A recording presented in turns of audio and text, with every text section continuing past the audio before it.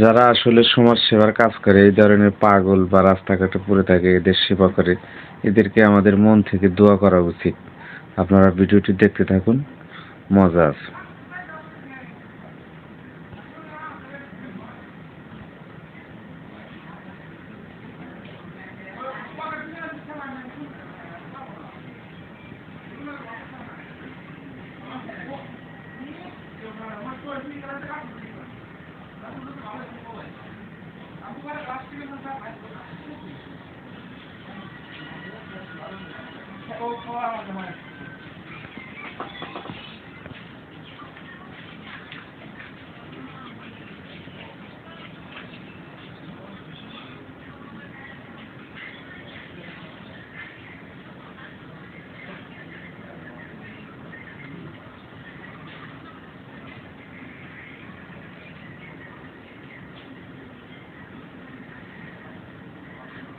আর কেউ যদি এই কাজে সহযোগিতা করতে চান, অবশ্যই সেই টিমের সাথে যোগাযোগ করুন।